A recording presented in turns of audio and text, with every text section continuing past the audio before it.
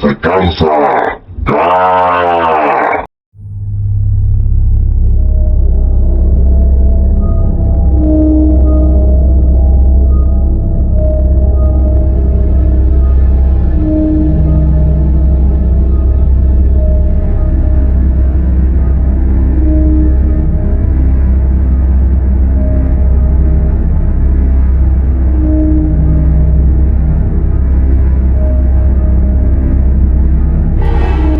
Otro día, mientras contaba moscas y recorría el catálogo de Max, encontré una película mexicana que llamó mi atención. Vuelven, película del 2017 de fantasía oscura dirigida por Isa López. La trama ocurre en un barrio tomado por narcos y balaceras. Hasta allí parece de lo más normal, la típica película latinoamericana que retrata el pan de cada día de nosotros los latinoamericanos, ¿no? Pero tiene un añadido. Un macabro añadido. Estos narcos no solo se limitan al tráfico y venta de sustancias, sino que además son satánicos y desaparecen a mujeres y niños en sacrificios para cimentar su poder. Especialmente debido a que uno de ellos, sí, interpretado por tu causa Namor, de Noche Huerta, se está lanzando al Senado o diputado, si no me confundo. Un punto que me hizo reflexionar un hecho que hasta la fecha es tratada de manera muy ligera, casi como una curiosidad o un dato conspiranoico, pero que en realidad sí es un hecho. Muchos políticos recurren a la brujería o santería para ganar elecciones, hacer daño a sus contrincantes o simplemente tener más poder. No se trata de si la brujería es real o si es un efecto placebo para psicópatas. Lo que importa es la intención. Que un tipo que busca representarte en el Congreso o en el gobierno o en alguna alcaldía esté dispuesto a transar con fuerzas oscuras, sacrificios o rituales de sangre, te dice que su brújula moral ya no existe. El poder se vuelve un dios al que hay que alimentar con lo que sea. Y es que la brujería ha evolucionado con la misma humanidad. Cada cultura ha tenido sus oráculos o chamanes, y claro que no se llamarán igual a los términos que he utilizado, pero me refiero a que es un hecho que nos acompaña desde siempre. Ahora, que en algunas comunidades o tribus indígenas del Perú y de Latinoamérica en general se practiquen estos rituales no significa que sea malo, sino es una costumbre y lejos desde nuestra perspectiva o desde la perspectiva cristiana o católica puede verse mal. Sin embargo, para ellos es parte de su tradición, es parte de su cultura, es su propia perspectiva y su propia imagen y estilo de vida, lo cual no se debe juzgar.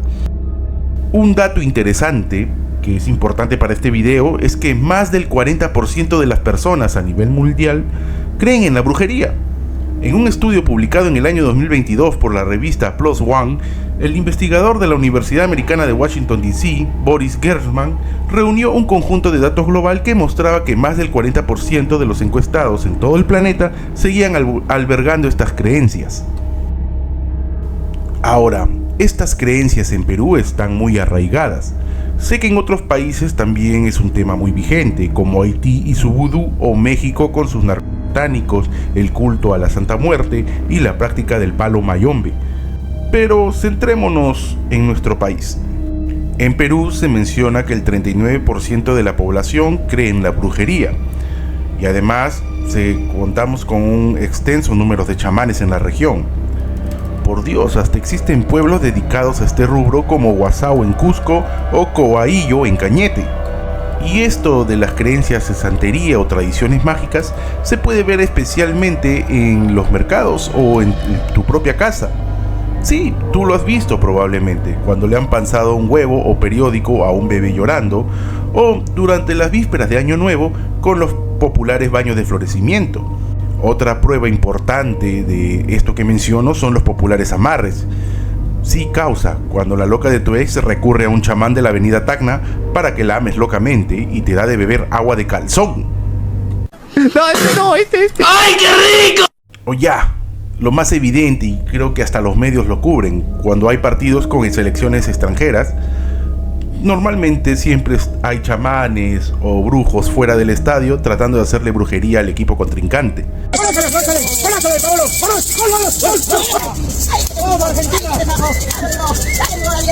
Estamos bloqueando el juego de Messi. Le dado en el muslo derecho, porque yo sé que tiene una dolencia. Pero bueno, el asunto deja de ser una curiosidad para convertirse en parte del paisaje cotidiano, aunque muchos prefieran mirar a otro lado. No es solo el chamán de la televisión o el curandero del mercado, es algo que trepa hasta las esferas más altas. Aquí el poder y lo místico siempre han caminado de la mano, desde los oráculos prehispánicos hasta los asesores que, entre encuestas y encuestas, te sugieren limpiar el despacho presidencial para espantar la mala vibra de la oposición o ahuyentar el fracaso pregnado de la anterior gestión. Basta con recordar las historias, ya casi leyendas urbanas, algunas pero con harto sustento. Historias de políticos que no dan un discurso sin su amuleto en el bolsillo o que viajan antes de una elección para baños de florecimiento. Políticos que no buscan paz espiritual, buscan el amarre del voto, el daño al rival, el blindaje contra la fiscalía en algunos casos. Es el pragmatismo llevado al nivel de lo esotérico. Si el marketing no basta y la plata no asegura el triunfo o mucho menos la manipulación, entonces que lo asegure un pacto, una ofrenda o un entierro en el cementerio. Al fin de cuentas, lo que Dios se niega a hacer, el diablo está dispuesto a hacerlo.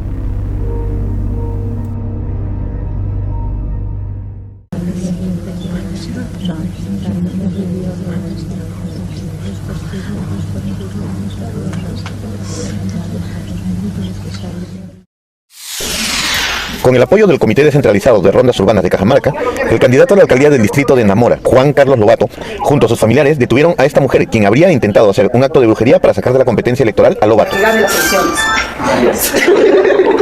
La mujer, luego de negar que había intentado hacer un supuesto mal al candidato de Namora, contó avergonzada cómo otro postulante a la alcaldía le había pedido echar sangre en casa de Lobato. ¿El candidato qué? No sé de qué partido es. ¿Qué se llama? Juan. Juan. Okay. ¿Juan ¿Qué qué? Juan será? No, No lo sabe. No sé. ¿De qué partido es? Ese es de Juan. Canellita. ¿Ah? Canellita. Juan. Esperanza de Puebla. Esperanza del Pueblo. Gracias, pero...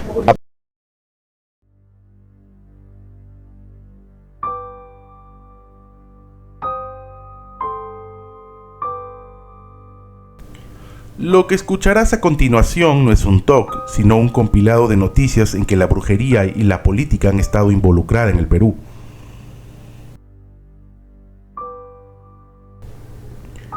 En la provincia de Chota, a poco de las elecciones del 2026, ciudadanos denunciaron el hallazgo de un presunto ritual de brujería en un cementerio local. En el lugar se encontraron fotografías de los candidatos Eric Estela, de Ahora Nación, Lalo Rubio, de Podemos Perú, y Jennifer Paredes, de Juntos por el Perú, dispuestas alrededor de una tumba.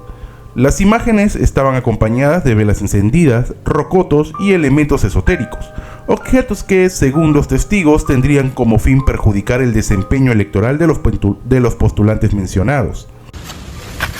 Eric Estela. ¿Quién más? A ver. De Lalo Rubio.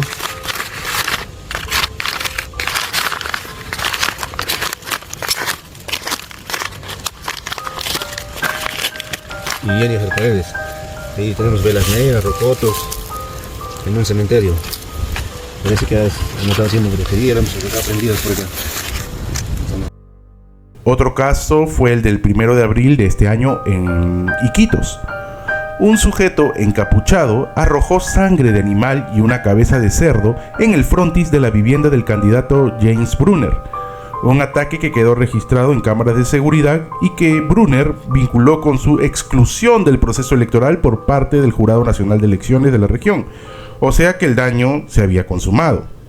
Las imágenes captadas a las 5:11 de la madrugada muestran al desconocido lanzando los elementos contra la pared y la vereda del domicilio para luego huir. Este otro hecho ocurrió en el año 2010 en la provincia de Tacna, en la zona de Piedra de Sapo, cerca de Locumba, donde el candidato del partido aprista a la municipalidad de Jorge Basadre, Julio Dávalos, fue sorprendido por la policía y pobladores mientras participaba en una mesada junto a un chamán de presunta magia negra. En el lugar, los efectivos de la comisaría de Locumba hallaron restos de animales y sangre, elementos que formaban parte de un ritual esotérico realizado en plena campaña electoral.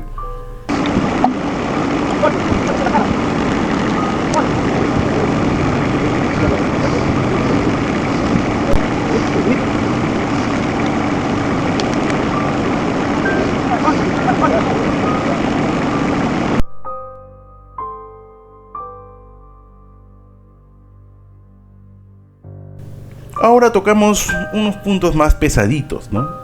Uno de los casos más polémicos fue el del expresidente Martín Vizcarra, quien contaba con un guía espiritual que se llamaba Jayimi, o que se llama Jayimi, como asesor o especie de pitonizo que le decía qué estaban tramando sus enemigos y qué pasaría con él durante su gestión. Ahora, el tema se pone un poco más turbio, cuando en el año 2023 el expresidente más precoz del Perú, Manuel Merino, reveló que el día en que asumió la presidencia de la República, el 10 de noviembre, su despacho congresal halló un gallinazo moribundo en su oficina del Congreso. Según sus propias palabras, el gallinazo estaba ensangrentado, moribundo y con las piernas quebradas, hecho que atribuyó a la brujería o algún intento de daño por parte de Martín Vizcarra. Según leí por allí, el uso de un gallinazo moribundo con las patas quebradas representa un ritual de alta magia negra destinada a la aniquilación política y al estancamiento absoluto. Al quebrar las extremidades del animal, se busca simbólicamente trabar al mandatario para impedirle avanzar en su gestión, mientras que la naturaleza carroñera del ave busca que su imagen pública se degrade y se pudra ante la opinión pública. Un daño diseñado para que el poder obtenido nazca muerto, cargando el despacho de una pesadez metafísica que fuerce al fracaso, la enfermedad o la renuncia del objetivo. ¡Ey! Antes de continuar con el video, un saludo especial a Jorge Cáceres, que es tremendo millonario y renovó membresía un mes más.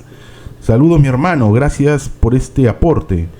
Asimismo, un saludo a los siguientes gorgocausas: Jazz Bussi, Johan Aguilera 2994, Coco Coffee, Lush 228, C de Dan y sobre todo un saludo para ti, concha de tu madre. Ahora Sigan viendo. Ahora, otro caso importante es que en marzo del 2024, en el marco de las investigaciones fiscales por el caso Rolex Gay, se llevó a cabo un allanamiento judicial en el Palacio de Gobierno y en la residencia de la presidenta Dina Boluarte. El operativo, liderado por el entonces jefe de la DIVIAC, Harvey Colchado, tenía como objetivo principal la incautación de relojes de lujo y documentos no declarados que vincularan a la mandataria con presuntos actos de corrupción y enriquecimiento ilícito.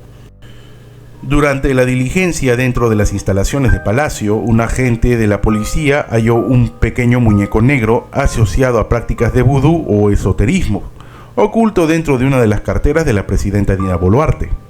Según el testimonio de Colchado, el hallazgo provocó una reacción de vergüenza y sonrojo en Boluarte, quien admitió la propiedad del objeto ante la sorpresa de los fiscales y de los 5 miembros del gabinete ministerial que la acompañaban en ese momento. Harvey Colchado vinculó el uso de este tipo de piezas con rituales de protección empleados habitualmente por organizaciones criminales. El hecho, registrado en las actas oficiales del operativo, no solo confirmó la posesión de objetos de lujo bajo sospecha, sino que dejó al descubierto el uso de elementos místicos en las más altas esferas del poder ejecutivo peruano para enfrentar sus crisis legales. Ahora, lo siguiente lo rescaté de el diario El Mundo de España. Durante el histórico juicio por violaciones a los derechos humanos contra Alberto Fujimori, se reveló que el exmandatario recibía el apoyo esotérico de Salomé Ibargüen, una mujer de 87 años que asistía a las audiencias para protegerlo y atacar espiritualmente a sus adversarios. O bueno, eso decían, hasta que Ibargüen salió en los medios a decir de que ella de bruja no tenía nada. Arriba y arriba. Bueno, probablemente, como yo soy del pueblo, las expectativas para mí todas son muy buenas y re buenas. Es todo lo que le puedo decir. ¿Se habrá preparado algo especial para ayudar? Señorita, lo que usted me está preguntando es la mentira más grande que me puede preguntar, porque yo de bruja no tengo nada. Es calumnia de la doctora Cano contra mi persona. Pero ya eso se va a ver. ¿Y por qué cree que la han calumniado? Por venganza al chino. Esta situación llevó a que miembros de la acusación, como el fiscal Abelino Guillén y la abogada Gloria Cano, adoptaran medidas de protección personal, desde colocar vasos de agua bajo los escritorios para alejar las malas vibras, hasta el uso de pulseras de cuarzo para contrarrestar presuntas maldiciones. Y es que el vínculo de Fujimori con lo oculto no era un hecho aislado, sino una faceta que contrastaba con su imagen de matemático frío y racional. Durante su gobierno, en 1990 entre el 2000, se supo que Fujimori había recurrido a estas videntes para la toma de algunas decisiones. Ahora, más allá del morbo o la anécdota, lo que queda claro es que la clase política peruana opera bajo una lógica de guerra total, no solo de manera terrenal, sino también en la espiritual. Esta dependencia del oculto sugiere que quienes nos gobiernan se sienten constantemente vulnerables, no solo ante la ley, sino ante fuerzas que no pueden controlar con decretos, y convirtiendo el ejercicio del poder en una paranoia constante alimentada por el azufre y la superstición. Y es que lo que te acabo de contar, o lo que acabas de escuchar, no son solo noticias aisladas, sino el ruido de fondo de una democracia que todavía respira por la herida del mito. Y sí, lo sé, no solo en Perú, porque Chávez tenía brujos, Fidel también, y el bigotudo también tenía sus momentos esotéricos. Seguro pensarás que estas son pichuladas, y sí, en parte deberían ser pichuladas, pero luego ves o revisas casos y se te hace agua el culo, porque uno de los casos más salvajes de la brujería y la política ocurrió en Tanzania, especialmente durante las temporadas electorales. Según reportes de medios como Al Jazeera o no sé cómo se pronuncie, diversos políticos recurren a curanderos que practican rituales sangrientos, que van desde la decapitación de gatos para beber su sangre hasta el uso de partes de cuerpos de personas con albinismos. Esta creencia sostiene que los huesos, el cabello o la sangre de personas albinas poseen propiedades mágicas capaces de asegurar el éxito en las urnas, lo que genera una ola de secuestros, mutilaciones y asesinatos de ciudadanos vulnerables que son vendidos a los curanderos por pequeñas fortunas. La magnitud de este comercio mortal es alimentado por el alto poder adquisitivo de quienes buscan cargos públicos, siendo los únicos capaces de pagar hasta $75,000 por partes de cuerpos humanos. En el Perú el poder sigue teniendo un sótano lleno de velas y peticiones. La verdadera tragedia no es que crean en la brujería, sino que usen esa creencia como combustible para su ambición, recordándonos que el horror más profundo no es el que vemos en las películas, sino el que se gesta en la mente de un político dispuesto a todo para no perder su lugar en la cadena de poder. Y sí, parece un cuento de Mariana Enríquez, ¿verdad? Y es que la realidad muchas veces supera la ficción. Entonces nosotros nos quedamos mirando, preguntándonos si simplemente son tradiciones o es el afán de querer el poder a toda costa. Si me preguntan a mí, yo creo que todo aquel que recurre a estos actos, por más que algunos lo vean banales o inútiles, tiene un significado muy grande. Es como darle el arma sin balas a una persona y ésta intente dispararte. Seguro dirás, pero no funcionó, no sirvió, por la pura lo van a querer juzgar. Hasta que te das cuenta que la cuestión no era si el arma estaba cargada o no, sino en la intención de la persona al jalar el gatillo.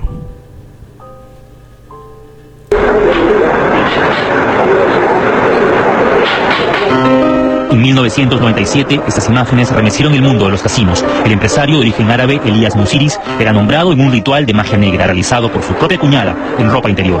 En el argot de los brujos, a Musiris le hicieron daño. Falleció con una terrible enfermedad después de años de sufrimiento. Si el video te gustó, dale like y suscríbete para que te avise cuando suba un próximo video. ¿Quieres dejar un comentario? Te lo agradecería mucho, ya que eso me ayuda a crecer como canal y poder darle de comer a mis parásitos. Te ha hablado Lima Banana, nos vemos hasta la próxima. Bye.